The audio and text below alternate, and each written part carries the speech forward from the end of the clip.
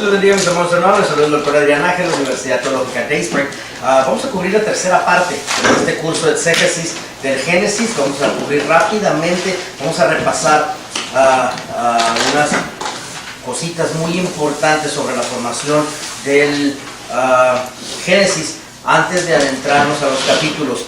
Moisés se vale de 11 documentos para escribir el Génesis, y rápidamente listando estos 11 documentos, de los cuales se echa mano a Moisés para escribir el Génesis, serían el primer documento, que se llama el himno a la creación, que cubre capítulo 1, versículo 2 y 3, las generaciones de los cielos y la tierra, capítulo 2, versículo 4, a capítulo 4, versículo 26, es donde se explica más ampliamente en el Torah sobre la creación de los astros y el propósito para los cielos y para la tierra, realmente todas las galaxias, etc.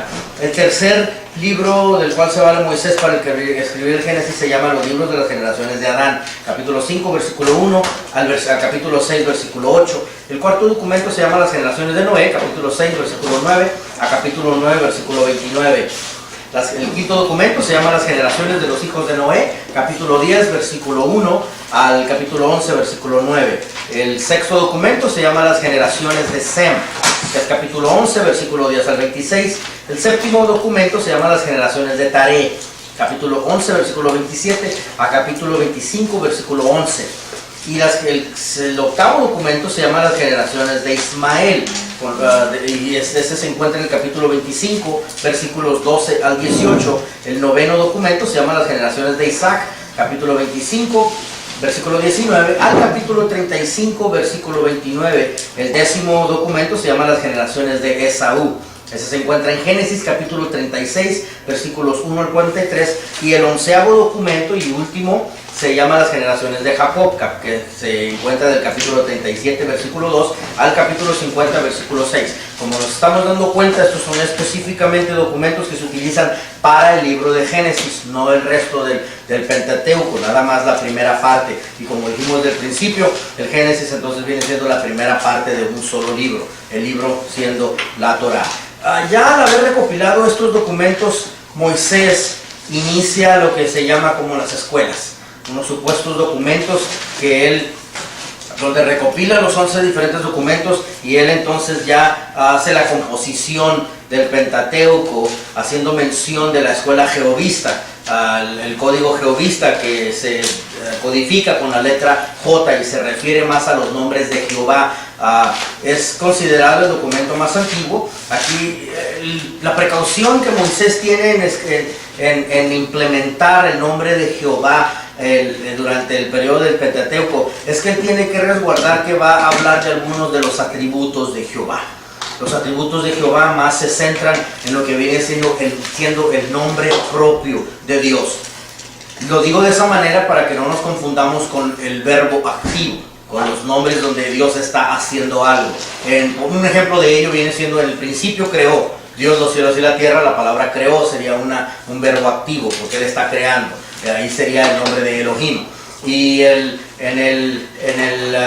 creó Dios. Al decir en el principio creó Dios los cielos y la tierra, Dios ya sería Jehová. Pero la razón por qué no se implementa en el original hebreo la palabra Jehová o la palabra Elohim, aunque en los primeros dos capítulos del Génesis se hace mención 50 veces del nombre de Jehová. La razón por qué no se mencionan los nombres de Jehová o Elohim o Jehová es porque en el original arameo, cada que se mencionaría la palabra Jehová, existe todo un ritualismo en la cultura hebrea, en cuanto, por ejemplo, se llega a decir Jehová y después de eso tienen que decir porque Él es santo, porque para siempre es su misericordia, por ejemplo. Entonces existen diferentes ritualismos judíos que se tendrían que expandir a través de dar todas estas honras al hecho de que el nombre de Jehová ha sido mencionado. Es la segunda escuela que utiliza Moisés para continuar con la codificación del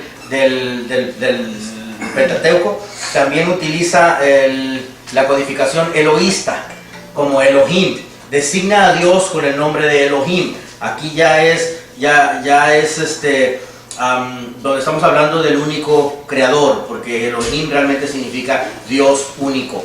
Un punto muy importante anotar aquí en nuestras notas, si ustedes gustan anotarlo, es no nos dimos cuenta que Moisés había utilizado Jehová hasta el siglo X. Imagínense, hasta el siglo X es que nos dimos cuenta que se codificó de esta manera, y luego el eloísta, pues nos dimos cuenta del eloísta un poquito más antes. A finales del siglo VIII es que se encontró Elohim plasmado en el Génesis, donde se encuentran estas escuelas para poder entender qué es lo cómo es de que Moisés, utiliza los 11 documentos para efectivamente poder redactar el Génesis. Luego, tercera escuela se llama el Código Deuteronómico, se designa con la letra D, ¿ok? Aquí es donde habla principalmente de la ley. La ley se implanta en el Pentateuco, y se tiene precaución de asegurarse que los sacerdotes no iban a actuar de una manera fraudulenta. Es decir, a los sacerdotes se les implanta toda su dogma, toda su ley, la ley bajo las cuales ellos deben de comportarse. Y ya el último código se llama el Código Sacerdotal, denotado con la palabra P. Esa es ya la organización del culto. Se le pone énfasis al tabernáculo, se le pone énfasis al sistema de sacrificios que va a utilizar el pueblo de Israel. Existe, obvio, algunos argumentos de si Moisés realmente escribió el Génesis o el Pentateuco o no. Una de las opiniones básicas se llama la opinión fundamentalista. Y la opinión fundamentalista sostiene que el Pentateuco sí fue escrito por Moisés, fue inspirado y guiado por el Espíritu Santo. Pero al mismo tiempo tenemos también la opinión liberal o modernista. Esta opinión denota de que realmente fueron escritos después de la época señalada, después de esta época en la cual se señala la opinión fundamentalista. Y la opinión liberal o modernista dice que realmente son recopilaciones de escritos posteriores, recopilaciones posteriores basado en las tradiciones orales. Sabemos que el pueblo de Israel tenía que compartir los documentos generación tras generación, y que tenían que memorizar a estos escritos, y en las escuelas el pueblo judío lo practicaban los niños a través del papyrus. ¿Okay? Entonces, estas opiniones, sea la fundamentalista o sea la opinión liberal y modernista, cual sea de ella, tienen ciertas evidencias científicas, ciertas evidencias históricas. Una de ellas es de que cómo es posible que Moisés o alguno de los patriarcas hubiera dejado constancia escrita de todos los relatos narrados en el Pentateuco, puesto a que en aquellos tiempos no se conocía la escritura por medio de la expresión. Muy bien, ya conocemos a través de la historia el desarrollo de la escritura. La primera forma de escritura, la más antigua, es la pictográfica. Esta pictográfica viene siendo picto, que significa dibujo, y gráfica, que significa escritura. Entonces aquí conocemos que fue la primera forma de escritura a través de búfalos y pájaros pintados en alguna cueva. Ya de ahí entonces nos vamos a otra evolución. Evoluciona la escritura a algo que se llama la escritura jeroglífica. Esta es utilizada por los egipcios principalmente. Los egipcios ya tienen una forma de pictografía ya más avanzada. Los dibujos ya empiezan a representar sílabas. ¿Okay? Tercero, tenemos la escritura cuneiforme, que es en forma de cuña, o también tipos silábicas.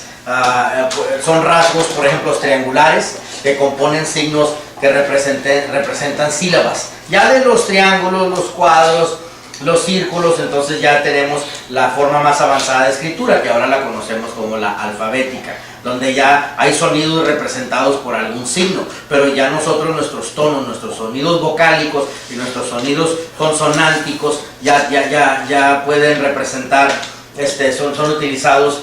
Del cuneiforme se desarrolla para la alfabética, y entonces nosotros podemos expresarnos a través de estos sonidos gargantales, vocálicos, etc. Entonces, esto surgió a través de un desarrollo de miles de años. Esta escritura se utiliza ampliamente para argumentar en contra de la opinión fundamentalista, que Moisés no fue el que escribió el Pentateuco, dado a que no existía la escritura en ese entonces. Cabe conocer estos fundamentos, dado a que somos una universidad y pues tenemos que conocer este tipo de cuestiones. Vamos a seguir adelante. Capítulo 1, la creación. ¿Quién escribió el relato de la creación? Pues Moisés utiliza los documentos escritos por otras generaciones. Pero Abraham hizo copias muy cuidadosas de todo lo que sucedió, incluyendo las promesas de Dios hacia él y hacia su descendencia. No cabe duda de eso, que se utiliza copias que Abraham tenía. Ahora, Dios le indicaba al pueblo de Israel que documentara absolutamente todo. Este concepto en hebreo se llama Jasón. K-de-Kiko, J-A-Z-O-N, Jasón. Dios, que tenían que documentar absolutamente todo lo relativo a su descendencia. ¿Okay? Tenía que ser una persona que era mayor, el hijo mayor del hogar. También se tenía que tener cuidado que era cabeza de alguna familia. Ahora, solo el hijo mayor tenía acceso directo a las tradiciones familiares. ¿Ok? Abraham era el hijo mayor y Abraham fue cabeza de familia. Entonces Dios elige personas muy cuidadosamente, elige las personas que caben con el criterio para poder ellos tener en sus manos, poder tener posesión de los documentos, para que fuera ese documento pasado de generación en generación hasta después llegar a las manos de Abraham y continuando luego de la misma forma hasta los tiempos de Moisés. Capítulo 1 de la creación. ¿Cómo comienza el libro de Génesis? En el principio creó Dios los cielos y la tierra. ¿Qué es lo que procura o qué es lo que intenta esta porción bíblica? Esta porción bíblica destruye las filosofías humanas, conocidas como las teorías antiteístas. Teorías antiteístas que quieren desacreditar la fe. Teorías antiteístas que quieren desacreditar nuestra fe a través de sus filosofías humanas. Por ejemplo, algunas de ellas siendo el panteísmo. El panteísmo dice que todo es Dios. Muy bien. El politeísmo dice que existe la existencia de muchos dioses. El agnosticismo, que no se puede conocer a Dios, que es imposible conocerlo a Él. El agnosticismo no necesariamente niega la existencia de Dios, sino que dice que no podemos conocerlo a Él. El materialismo, que no hay Dios, ¿okay? Una de las teorías más conocidas del materialismo es conocida la nueva era, ¿okay? O sea que no hay un Dios supremo, sino que puedes diseñarte cualquier Dios que tú quieras diseñarte. Un buffet de religiones. Me gusta esto de esta religión, me gusta esto de esta religión, así que yo puedo diseñarme cualquier combinación que yo desee. Y por último tenemos el ateísmo, que no existe Dios, ese sí niega totalmente a Dios. Repito una vez más, el panteísmo, todo es Dios.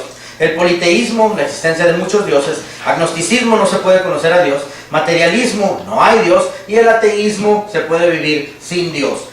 Existen miles de religiones en este planeta. Sin embargo, todos van a caber dentro del criterio de alguna de estas teorías aquí.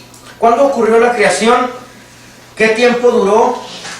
Para responder a esta pregunta, tenemos que llegar a la soberanía y a la eternidad de Dios. ¿Cuándo ocurrió la creación? Miren, no podemos disminuir la soberanía de Dios a que comprenda nuestros tiempos. Esta es la respuesta del creyente a cuándo ocurrió la creación. El acto creativo de Dios cae en la dimensión de la eternidad. El acto creativo de Dios cae en la dimensión de la eternidad. Allí un día es como 1000 años y 1000 años es como un día. Tú tienes un ciclo en este planeta donde tu planeta da vuelta en lo que a ti se te denominó como 24 horas y llegas al mismo punto en 24 horas porque tu planeta tiene su rotación con ese patrón, ¿verdad? Ok, vamos a ver algo más aquí. Venus, por ejemplo, si quieres anotarlo. Venus tiene 6240 horas.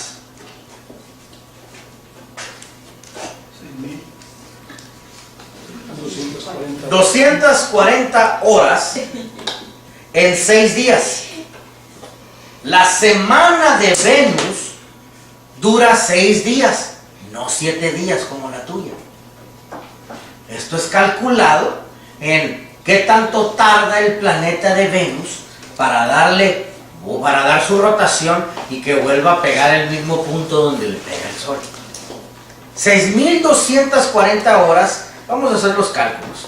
6.240 horas, como tiene 6 días en su semana, dividido por 6, un día es 1.040 horas en Venus.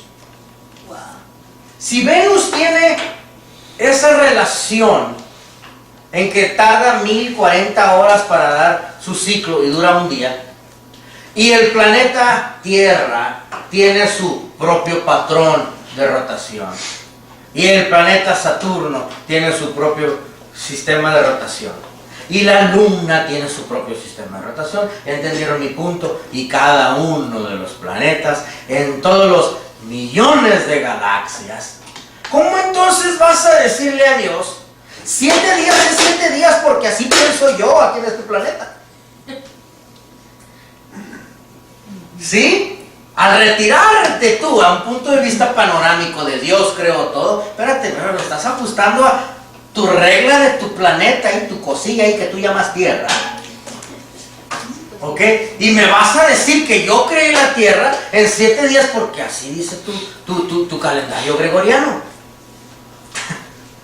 La creación de Dios cae en la dimensión de la eternidad. Entonces, día 1 pudo haber sido 24 horas de acuerdo a nuestro tiempo. Día 2 pudo haber dicho Dios, pues aquí me tardo nada más unos 2 millones de años. Día 3 dijo Dios, pues aquí voy a tardarme 48 horas. Día 4, pues como un día es como 1000 años, aquí me tardo 1000 años. Pero día 5, ¿saben qué? Aquí decido tardarme 20 millones de años. ¿Verdad? El acto creativo de Dios no lo vamos a poder responder. Por eso no hace sentido en nuestra noción de tiempo. ¿Ok? ¿Cómo que 7 días de la creación y luego empieza Adán y tenemos 7000 años hasta ahorita y ya estamos que según viviendo el tiempo entonces ¿qué pasó con los otros millones de años de existencia del globo? ¿Verdad? Por eso no nos hará sentido mientras nosotros querramos limitar a Dios y bajarlo para poder comprender nuestros tiempos. Obvio que todas estas teorías tienen nombre, si quieren anotarlas. Existen 3 teorías que intentan explicar los lapsos de tiempo. Una se llama la teoría de la creación original, también conocida como la teoría de los lapsos. Teoría de la creación original, ¿ok? También conocida como la teoría de los lapsos. ¿Ok? Lapsos son tiempos. Lapsos, sí. Vámonos a página 6 para poder comprender un poco sobre lo que son estos lapsos. En página 6 de sus libros de texto, quiero que por favor pongan esta palabra en sus notas. ¿Ok? V-O-I-D. Void. V-O-I-D. Es una palabra en inglés. Void. ¿Ok? Y luego después pongan and, o sea, como y, and en inglés, and, como and, y, o sea, la y, and, void and darkness. Aventamos la pantalla hacia el pizarrón, por favor, ¿puedes?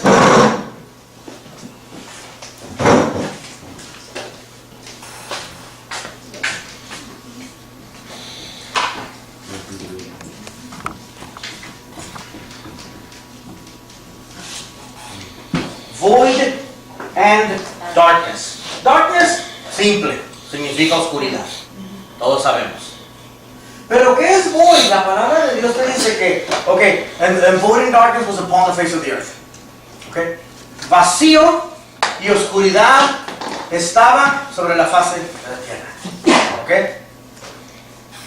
Void, traducido al español, significa, ahí les va, quietud. Silencio. Silencio y oscuridad estaban sobre la faz de la tierra. Quedémonos todos calladitos unos segunditos. Eso que acabamos de experimentar, eso es void. ¿Okay? sacaron desordenada. ¿Sí entienden mi dilema? Dios no vive en desorden. Desordenada es una aberración a nuestro idioma y nos hemos agarrado el chongo por tantos años porque nos pusieron la palabra equivocada. Traducción. La traducción equivocada. Dios no puede morar en desorden. Y ahí te lo explica claramente. En página 6 te lo va a explicar muy bien el autor. Te va a explicar de todo a todo. Esto de morada, y Dios no mora en desorden. ¿Ok? Entonces, ese desorden en el cual está el silencio y no está la presencia de Dios, esa oscuridad donde hay un nada, ¿ok? No puede existir, porque desde que Dios hizo el planeta, las galaxias, Dios está en todos lados. Amén. Enorme explicación aquí en conocer, ahora sí, gracias Michelle, en conocer la falta de traducción aquí, en que se nos dio la palabra desordenada y Dios no va a morar en medio del desorden. Muy bien, Dios, estaba la tierra en quietud, estaba la tierra en silencio. ¿Bien? Ok, esa es la primera teoría, la teoría de los lapsos. La segunda teoría se conoce como la teoría de la creación progresiva, o también conocida como el caos original. La teoría de la creación progresiva. Creación progresiva. O también el caos original. Realmente no hay pruebas concretas. ¿La creación qué, perdón? Creación, el caos original. Creación progresiva. Dime. Bueno, aquí donde dice, bueno, Dios no habita en el desorden. Precisamente por eso dice que Él fue creando todo, ¿no? Porque había un desorden, o había, como dice usted, quietud en la tierra. Ya no moró en eso, sino que moró cuando Él lo hizo todo nuevo. Todo de nuevo. Ok. Esa es la geología diluviana, la tercera teoría. Geología diluviana. ¿Qué? Que Dios lo volvió a crear todo después del diluvio. Pero estamos en la progresiva. Estamos en la progresiva. Segunda teoría es la teoría de la creación progresiva o del caos original, que es la segunda teoría, la del caos. ¿Qué dice esta? ¿Vale? ¿Qué dice esta? Esa es la que te dice que se destruyó la tierra a través de meteoritos después de Génesis capítulo 1 versículo 1, y luego cayó la tierra, destruyó todo lo que viene siendo los dinosaurios, y luego ya después se volvió a reconstruir. Dios la volvió a reconstruir en el versículo 2. Es la más común. ¿Ok? Es la teoría más común, la segunda teoría. Tercera, que es la teoría de la geología diluviana. Nuestra posición ante todas estas teorías diluviana, sí, que los 6 días de la generación sí fueron ciclos de 24 horas, es lo que crea la geología diluviana, que los 6 días de la creación sí fueron 24, cada día de 24 horas. Okay.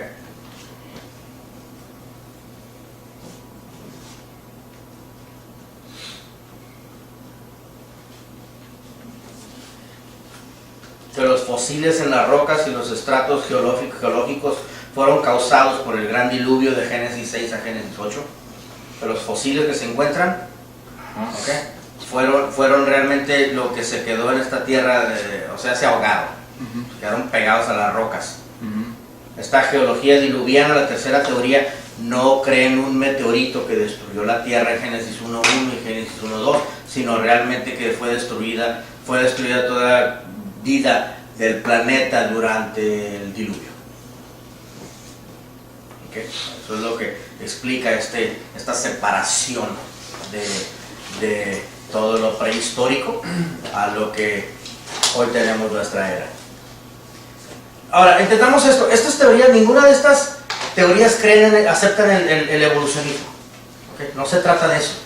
Estas tres teorías pueden ser un creyente salvo que conoce de Dios y ama a Dios y sirve a Dios. Cualquier persona que crea en estas teorías, son simplemente tres teorías que tenemos dentro del cristianismo. Son tres teorías que conocemos aquí. Así que no nos angustiemos mucho en tratar de explicar estas teorías. Nosotros, nuestra actitud es adoptar una actitud imparcial. Estas teorías las conocemos porque las hacemos en una universidad, las debemos de desglosar, pero en ningún momento debemos de angustiarnos por ellas. No vamos a dividirnos a través de estas teorías. ¿Okay? Ninguna teoría acepta el evolucionismo. Nosotros meramente las conocemos para poder conocer que existen. ¿Qué cosas sucedieron antes de la creación? Cristo participaba de la gloria del Padre. Juan capítulo 7 versículo 24. Cristo participaba de la gloria del Padre. Juan 7:24. Algo muy hermoso que te gustaría a ti conocer es que fuiste escogido para salvación. Efesios capítulo 1 versículo 4. Algo que sucedió antes de la creación es que fuiste escogido para salvación. Efesios capítulo 1 versículo 4. ¿Ok? Voy a decir la siguiente, pero no tengo citas bíblicas porque no nos dice cuándo sucedió. Fueron creados los ángeles. Número 3, también eso sucedió antes de la creación. También antes de la creación de esta tierra sucedió la rebelión de Satanás. Isaías capítulo 14, versículos 12 al 20. Y Ezequiel todo el capítulo 25 y todo el capítulo 31. Ezequiel capítulo 14, versículos 12 al leer y Ezequiel capítulo 25 y capítulo 31. Te recomiendo leer. La rebelión de Satanás, ¿no? La rebelión de Satanás. Te recomiendo leer la parte de Ezequiel, porque te vas a dar cuenta que todo lo que él perdió terminó en tus manos. Esta porción de Ezequiel te anima. Esta porción de Ezequiel te levanta el ánimo, porque te hace ver que todo, la vestimenta de Satanás terminó en tus manos. ¿Okay? Él fue creado con piedras de onice, carbuncio, topacio, oro, plata y todo lo que él fue creado, y eso terminó, es como Dios viste al sacerdote del Antiguo Testamento. ¿Okay? Entonces, cuando Dios viste al sacerdote del Antiguo Testamento, después viene algo que se llama el sumo sacerdote. Isaías 14 también menciona, ¿no? Isaías 14 también menciona. Isaías 14 te menciona sobre las flautas. Las flautas, y te menciona sobre, que son todo instrumento de viento, y luego te habla sobre los instrumentos de cuerda, que son todos los instrumentos de cello, violín, viola, todo guitarra, todo lo que es de cuerda. Y luego te menciona también flautas. Flautas son los instrumentos de viento. Y luego dice los tamboriles fueron primeros creados antes del día de tu creación. Entonces, cuando menciona los tamboriles, cuando menciona las flautas y cuando menciona las cuerdas, tienes toda la orquesta entera. Pero al tener toda la orquesta entera, al ser arrancado Satanás de esto, despojado de ello, ¿en dónde terminó? En la iglesia, en nuestras manos. Entonces te habla muy hermosamente sobre cosas que fueron arrancadas a Satanás y que terminaron en tu exposición. Otra cosa, se halló perfecto eras en tus caminos, lleno de sabiduría y acabado de hermosura. ¿Ok? Perfecto eras, así que él era perfecto. Eso ya no lo tiene porque a nosotros sí se nos llama la perfección. Tiempo pasado. Okay, tiempo pasado. Y luego tenemos perfecto eras, y luego tenemos lleno de hermosura. Lleno de hermosura. Hay ciertas personas en la Biblia que se les llama hermosos. Saúl siendo uno de ellos. ¿Okay? Salomón siendo otros de ellos. Nájera siendo otros de ellos. Entonces Dios les llama hermosos a estas personas para como dar ejemplo de que sí podemos perseguir la hermosura. Sí, exacto. Y aunque se portó mal contra su padre, Absalón, pero Dios le llamó hermoso. No había defecto. Entonces Dios también los llama acabado de hermosura. ¿Ok? Dios sí nos permite poder ser hermosos. Si estamos en una encuesta donde estamos persiguiendo ser llamados hermosos de parte de Dios. Sabiduría, lleno de sabiduría. Tampoco la tiene, lo que tiene es astucia. Satanás no quiere que conozcamos ninguna de estas pérdidas porque son tu beneficio, porque son la ganancia del creyente. Entonces, esto sucede antes de la creación, la rebelión de Satanás. Isaías capítulo 14, versículo 12 al 20, Ezequiel capítulo 25 y también Ezequiel capítulo 31. ¿Ok? ¿Quién estaba presente participando de la obra de la creación? Juan capítulo 1, versículo 1 al 3 nos dice que Jesucristo, el Hijo de Dios, ¿ok?, estuvo presente participando en la obra de la creación. También Colosenses capítulo 1, versículos 16 al 18. Colosenses capítulo 1, versículos 16 al 18. Nos está diciendo que Jesucristo estaba presente en el momento, muy bien, en el momento de la creación. El capítulo 1 de Génesis cubre algo que se llama, anótenle la frase por favor, la corona de la creación.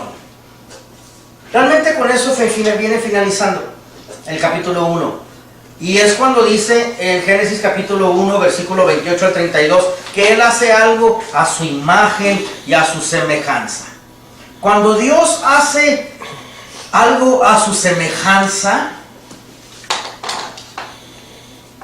¿ok?, está hablando un comportamiento espiritual, una madurez, ¿ok? La razón por qué Dios nos hace a una escala diferente, pero similando lo mismo, o sea, cuando un arquitecto hace un dibujo, él puede hacer el grandote, el cual se está basando, pero hace otro en una escala más chiquita, ¿ok? Tienen el mismo valor, tienen el mismo contenido, la misma autoridad, nada más diferente tamaño. Eso significa la semejanza. Pero cuando Dios hace algo a su imagen, por favor pongan esta nota ahí en su definición, pongan esta notita ahí en sus notas. Personalidad. Personalidad. La imagen de Dios es una imagen de autoridad. La imagen de Dios es una imagen de potencia, de poderío, de supremacia. ¿Okay? Nuestra personalidad es lo que nos permite poder conectarnos con la persona de Dios. Tú tienes personalidad porque Dios tiene personalidad. ¿Ok? Ahora, quiero que entendamos esto. Eclesiastés 7:29 nos dice, habla de esta creación, de esta corona de creación, hecho a la imagen y la semejanza de Dios, pero lo escribe de otra manera. Dice que es moralmente recto. Muy bien. Mira, en la psicología, la moralidad cabe dentro de tu personalidad. ¿Sí? Porque tú eres una persona moral o inmoral. Muy bien. Tu parte moral cabe dentro de tu personalidad. Y la razón por qué tú tienes una personalidad es porque Dios tiene personalidad. Eclesiastés 7:29 dice que tú eres una persona que fuiste formado moralmente recto. Muy bien. Quiero resumir el capítulo 1 con este punto y luego tomamos un receso y nos vamos a los siguientes capítulos. El capítulo 1 principalmente es utilizado para cancelar teorías evolucionistas de religión. Animismo, politeísmo, enoteísmo, monoteísmo. El capítulo 1, quiero reenfatizar eso, que tiene como intención, entonces es una explosión de su deidad, es una explosión de las primeras dos escuelas, jehovista y elohista, donde Moisés se asegura que la grandeza de Dios está expresada, porque el capítulo 1 cancela cualquier aberración de religiones que puedan ser creadas y que el ser humano quiera seguir. Estamos, hermanos, finalizamos nuestra tercera parte. Soy el doctor Adrián Nájera, Universidad Teológica Day Spring. Regresamos para correr a través del resto de los capítulos. Regresamos para nuestra cuarta parte. Pueden comunicarse con nosotros al teléfono que tienen en pantalla o también al sitio web que tienen ahí. Regresamos en unos minutitos. Dios les bendiga.